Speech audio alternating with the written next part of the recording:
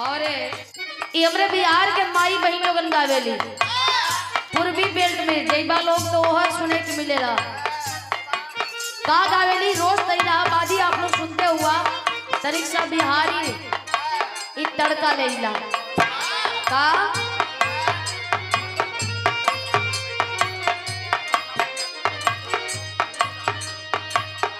हो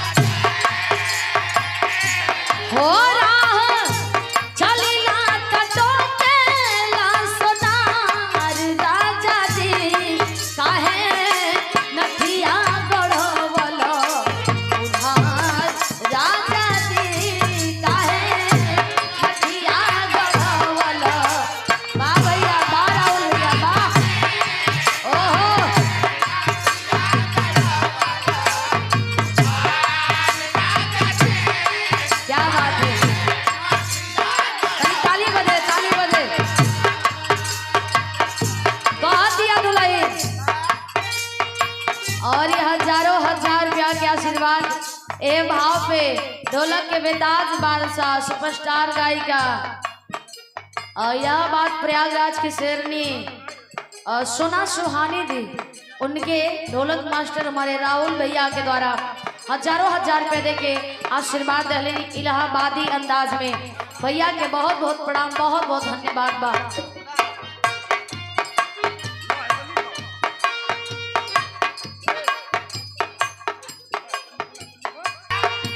हो काहे किरिया धरावे लोटू आन के तरे काहे किरिया धरावे लोटू आन के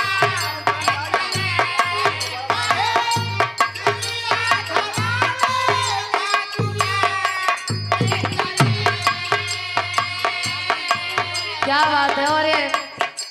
विराट की सुपरस्टार गायिका हमारी बड़ी दीदी बात भी हुआ सोना सुहानी दी उनके हस्बैंड जी आए हैं और उनके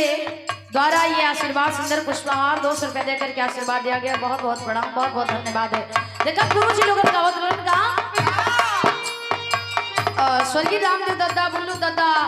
एक बात हमारे विराट सम्राट विजयलाल यादव जी विश्वनाथ गुरु जी ये लोग दावत रहे अपने लहजा में कहा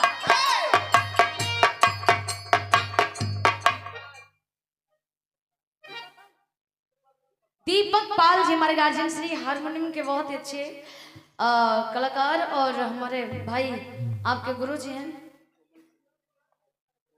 कोमल बाबू कमल है कमल है कोमल वैसे कोमल है यो हुआ तू तनी खाए पिए पे ध्यान दिया करा।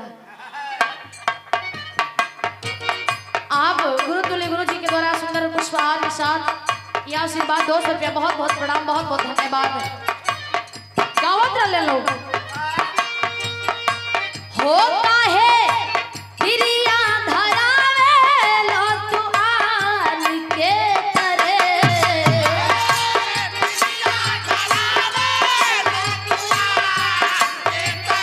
बहुत अच्छे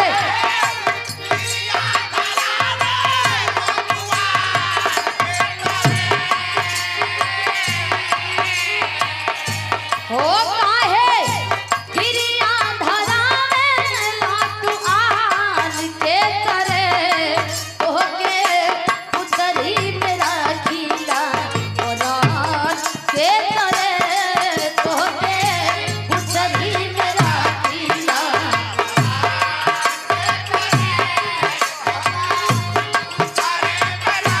बहुत अच्छे बहुत अच्छे।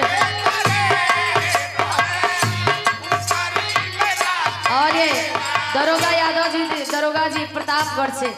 हम कलाकारों के शुभचिंतक आप जी के द्वारा पुनः आशीर्वाद ये 200 रुपया बहुत बहुत प्रणाम और गीत के फरमाइश से पूरा करके बिरहा गाई। ए दुल्हन के हाथ में चली धोके रहिया चाहे चली धोके गाली चली धोके गाली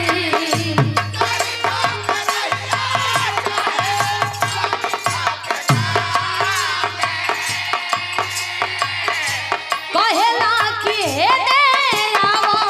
आवो सुन गाली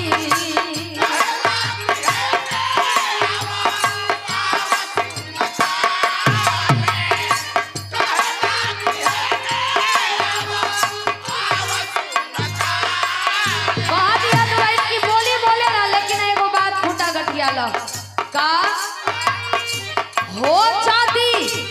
करत होई महामारा से प्यार सैया दी जाती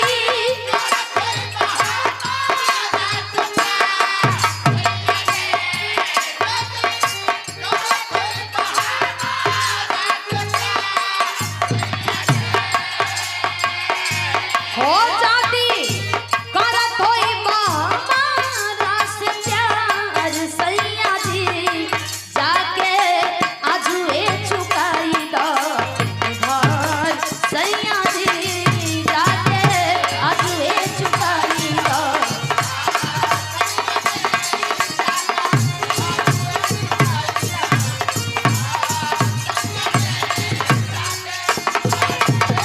यो